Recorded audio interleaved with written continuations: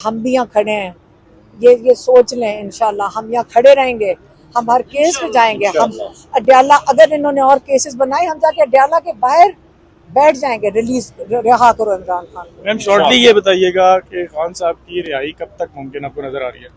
अब देखें आज एक इद्दत रह गया और फिर अलकादर तैयार करके पका रहे हैं उसको ताकि उसके अंदर अंदर कर दे। वो भी अहमकाना केस है, उसके अंदर भी केस नहीं बनता।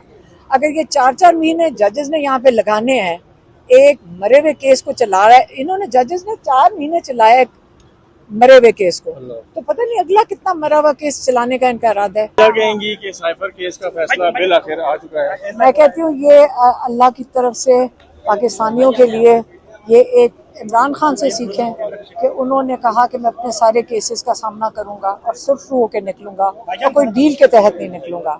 तो आज ये आपके सामने है कि जहाँ पे प्राइम मिनिस्टर और फॉरेन मिनिस्टर को आपने गद्दार कहा था, अब सोचें सारी दुनिया में आपको शर्मिंदगी उठानी पड़ी है।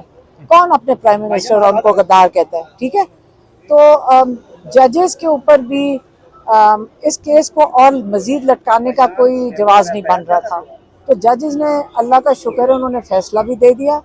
उनको ये भी समझ आ गई कि इस केस को इतना लटका नहीं सकते। और जो प्रोसिक्यूशन की तरफ से 2 लॉयर आए ना, माशाल्लाह जो वो बात करते थे वो अब मैं क्या कह सकती हूँ, वो एक और गड़ा खोद लेते थे और एंड में जाके बेचारे प्रोसिक्यूटर्स ही अंदर गिर गए क्योंकि जज फ्रस्ट्रेट हो गए कि तुम अपना केस बनाओ।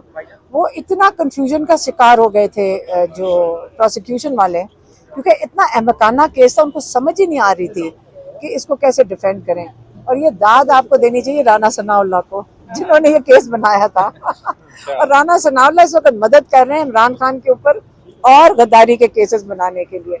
तो ये जितने केसेस बनाएंगे याद रखें, वो पाकिस्तान उस चीज के बारे में, गद्दारी के बारे में सीखेगा।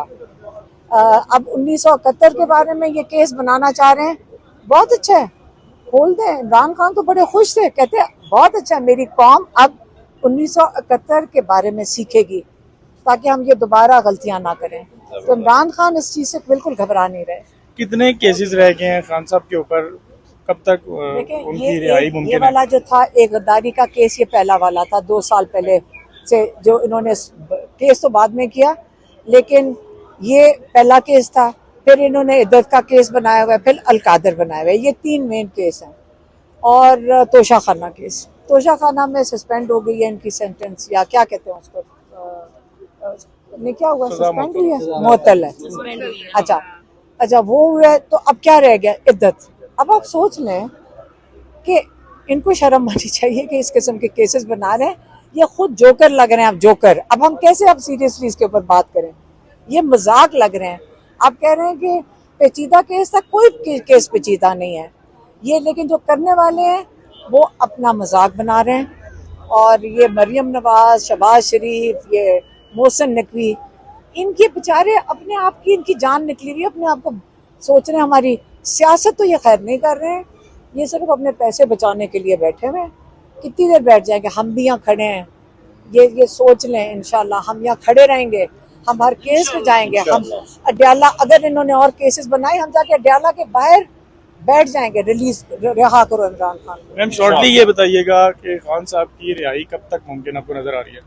अब देखें आज एक इद्दत रह गया और फिर अलकादर तैयार करके पका रहे हैं उसको ताकि उसके अंदर अंदर कर दे। वो भी अहमकाना केस है, उसके अंदर भी केस नहीं बनता। अगर ये 4-4 महीने जजेस ने यहाँ पे लगाने हैं एक मरे हुए केस को चला रहा है, इन्होंने जजेस ने 4 महीने चलाया एक मरे हुए केस को, तो पता नहीं अगला कितना मरा हुआ केस चलाने का इनका इरादा है। तो अब ये जजेस के ऊपर होगा।